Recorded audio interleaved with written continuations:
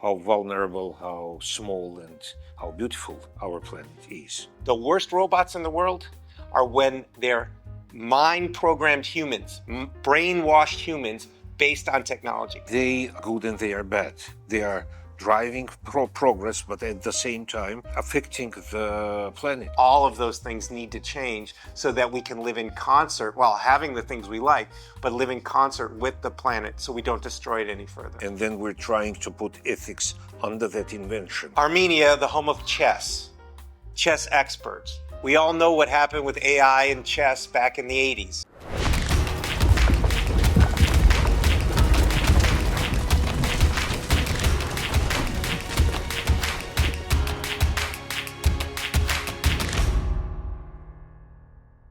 You're watching City Talks and I'm Mark Grigoryan. I'm in Bratislava today, the place where the Star Moose Festival is taking place. And my guest is Tony Fadel, an entrepreneur, an engineer, inventor, and investor.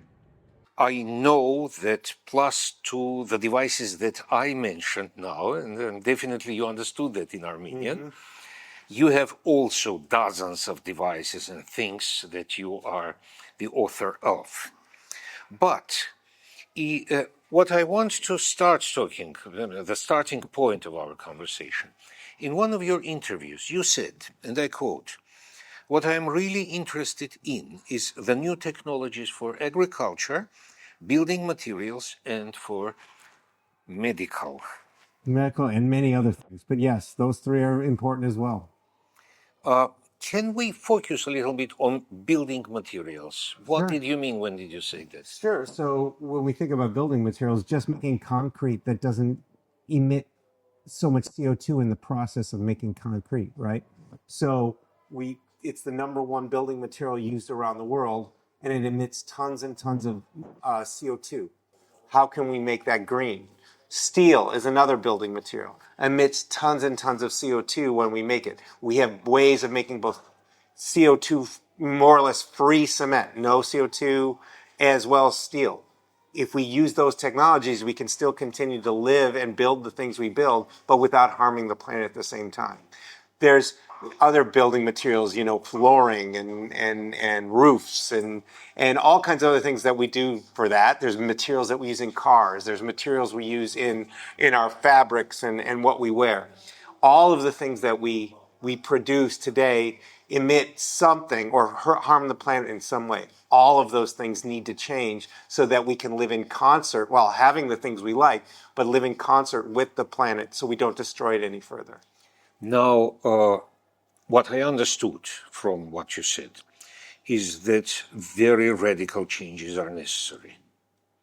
Very radical changes to the way we produce things, not necessarily the way we consume things or we use things. So we don't have to go live in a cave again, right? What we can do is we can still enjoy the lifestyles that we have and even have them more bountiful, but we have to change the way we produce them. We have to change the amount we consume as well. But we can also have another way of recycling and reusing the things that we make so that we don't just always go to virgin materials and digging up the earth or destroying the earth in some way. Why don't we use the things that we've already extracted and reuse them properly? In another interview, you said that our homes are changing and technologies must go with that changes. Right. I thought that technologies are also changing our homes.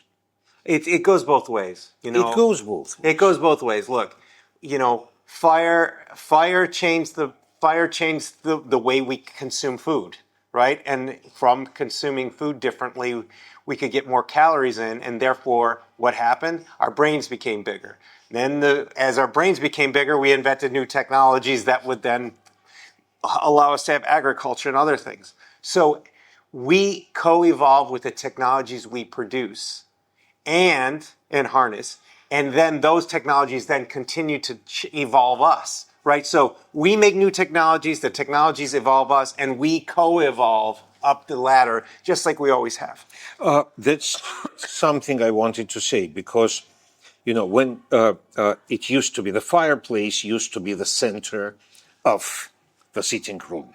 Right, because we needed heat. Well, we needed to cook and we needed heat to stay warm. And it's also beautiful. And it's beautiful as well. But it produces a lot of CO2 and greenhouse gases. With the technologies, that changes, and the TV set becomes the center of the city. For a different reason, but yes. For a different reason. Now, the telephones are centers. Yes. So the room loses its own center. You know, it becomes Yeah, multi-central. only if we let it.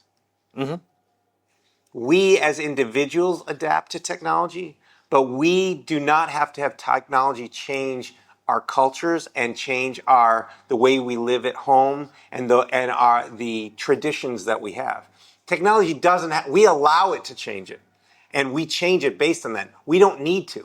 We can still have a lot of traditional things without having technology change those or have them make them better, because we can take photos or we can share them. We can have traditions where we can bring in other people that could never travel because of health reasons or what other reasons. Now we can still include them in these traditions, so technology can help. Or if we choose to be subjugated by them, brainwashed by them, we can make them hurt ourselves, right? Nuclear power or nuclear weapons. Which one is it?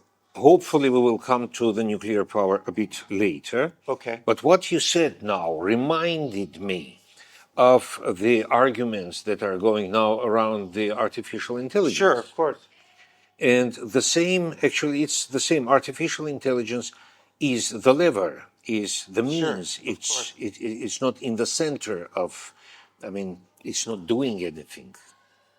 Well, look, Armenia, the home of chess experts. We all know what happened with AI and chess back in the 80s, AI and chess in the 90s.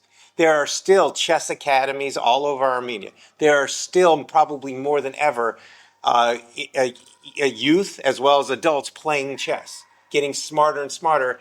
We are co-evolving. We play chess player, and we play human chess players, and we play computer chess players, and the humans get better, right? And we know that humans have gotten better at playing chess. And we right? know that computer makes humans better. Correct. So, look, we can be afraid of technology, or we can embrace it and understand we have to co-evolve. Just because you're the master at something today and a computer can now make other people the same master doesn't mean that you can't rise up your skill sets too. So it's just, hey, just like, when the cotton gin came or agriculture changed from animals to machinery, we continue to evolve, right? There's still a lot of people who don't want a smartphone or people who don't want to use a computer or email. I'm sorry, but that's where the society has chosen to go. You need to adapt or die. Just like anything on this planet, you have to adapt or die, and we can make ourselves better with this technology. Now, when you say that, I see that you're sort of putting the head of the society and talking from that position. Sure, of course. But I think there is another hat that you can put on, which is the hat of the inventor. And, the person who changes the technologies and changes the world. Well, absolutely. You can use these technologies to make even better things for people, for the planet, by using things like AI. To do that, we do that today. We have a company who is designing cancer drugs with AI agents, and we've already proven in clinical trials that these cancer drugs work. So it can leapfrog and make things a lot better for society. But like any technology, nuclear bomb, nuclear energy, which one do you want to choose? AI is not to be feared. AI in the wrong hands is to be fearful. It's when humans use the tools against other humans. That's where the problem is. When humans use it to make themselves and make our societies better, it's incredibly empowering. When bad people use very powerful technology for bad things can happen. Okay, now, what you say now brings forward the question of ethics. Sure. Ethics of the new, let us say. We've had ethics of the new for years and years and years. Is there a problem, or maybe there isn't, I don't know. We are inventing something, and then we're trying to put ethics under that invention. Correct. Or behind that. Just like we have with all technologies, yep. isn't there another way to do the other way around? Sort of, there is an ethics, and we are not going deeper because it is there. The issue that we have, because humans only know so much, and maybe AI will help us, actually, in this regard, we cannot see far enough in the future. We can't see in far enough in the future, just like we have the climate crisis we have on. If some of our ancestors knew what they were doing to the planet back then, what we're living with now, some of them might have changed direction. We don't have that kind of vision. Maybe with AI, we'll be able to get a much larger vision of where systems can evolve to, positively or negatively. We thought, processed food, oh, that was the better thing. Now we're going back to natural food because we're saying processed food wasn't the thing. But it was the marvel of the 50s, 60s, and 70s because people could get fed. Great, they're getting fed, but being fed the wrong things, right? But we didn't see that far ahead. So again, maybe AI can help us see further to help us make better decisions now. And hopefully those tools will allow us to do that. But again, unless we try, we will not know. So my motto is do, fail, learn. Now, I'm not saying we should do things that we already know are going to be bad, but we're going to have to make trials of things to understand what works and what doesn't. Because we're only limited in our scope. Maybe AI can change that scope to make it longer. And actually, maybe that both happens at the same time, to the good and to the bad. Yeah. Oh, and it always we don't has. know that. But it always has. Star Moose this year Yes. is dedicated to planet Earth. Yes. It is kind of the mankind had to go to the outer space to look back on the Earth and see how vulnerable, how small, and how beautiful our planet is. Now, with the technologies and with the way that we want to use technologies to the benefit of Earth, there is another issue that's coming forward. It's the issue of responsibility. Sure. Especially for the responsibility of investors. Yes. What is responsible investment and irresponsible? What do you think? Well, you have to be investing in things now that we understand the planetary damage that is being done by different industries or by different innovations. You need to be, as an investor, understand those forces and understand those impacts and ask those questions before investing in the business. Just because it might look like a great business, you go, how can this be damaging societies, damaging health, damaging our environment before you invest? If there are clear signs that it could and it would, if there are clear transparencies in the company that say, we understand this technology can be used for bad, but we will never do that, and we'll state that as our mission, then that's different. So you have to be a responsible investor to make sure you look at all the externalities, and that as far as we can know them, and make sure that the company is prepared to address them and that they have a plan for how they're going to try to avoid them. And make sure that you have ethical people there who are building these things with responsibility to the planet, people, and environment. Me coming from a post-Soviet country, unfortunately, I see in many times that investors just don't care. Yeah, they just care about money. Yeah, they care just about money, which is sort of, from my point of view, it becomes the irresponsible investment. And those people and those companies, they shouldn't get investment. And hopefully that before it was about making money and covering up the environment. Like, yeah, we have more than enough environment. I think the next generation of investors and the ones even behind us know that there's more responsibility to be had, and that they're going to be called to in question as to what they're doing, and will be called out for that. And they're getting regulations, more and more regulations against that. So I wish there weren't bad actors. There still are bad actors. In 100 years, there still will be bad actors. However, I hope that there's a whole wave against the 80s greed, and the moving from communism to some kind of capitalism and raping the planet at the same time. I hope that kind of thing is gone. or will be going away. And now we're going to be in much more responsible investment because we can have transparency. We can look at these things. And my hope, because that's all we can ever have. Otherwise, why are we even here? So we have to have hope. We have to believe, and we have to put in the right systems to hold those accountable who would do these kinds of things to the planet we all share. Unfortunately, many governments are now investing in war, Yes, they are. which is I mean, I mean, we all will agree that it's harming not only the planet but also it's harming us, the human Sure. beings, and that's also kind of quite a responsible behavior from this point of view. Well, as far as I'm concerned, there's much better ways to wage war, and it's not physical war.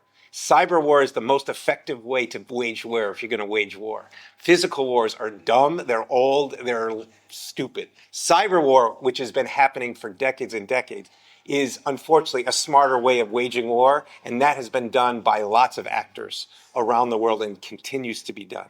So we need to worry not just about physical wars, we need to worry about cyber wars.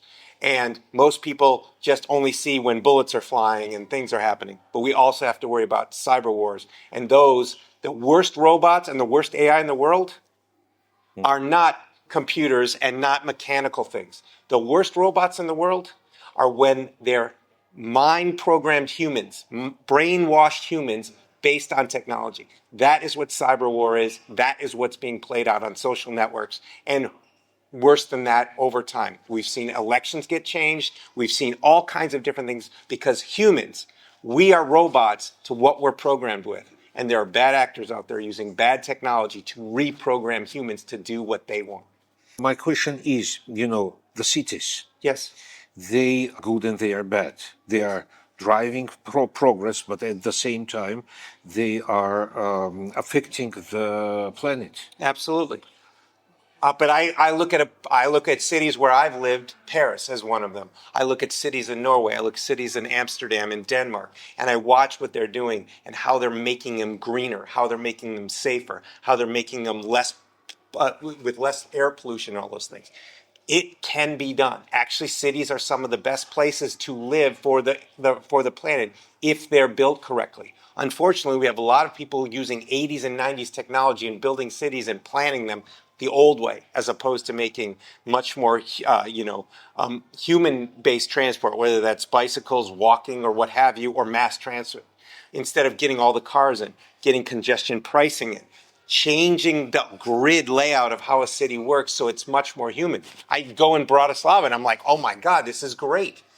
Look at all the trams. Look at all these things. I walked everywhere. I walked here today for a half an hour. It was a beautiful day. I was walking outside and I never felt like I was like surrounded by cars. And cities can be transformed. Paris is being transformed in front of our eyes. You can do it. You can make the change. Cities can be green if you so choose. Thank you. Thank you. Tony Fadel was my guest today.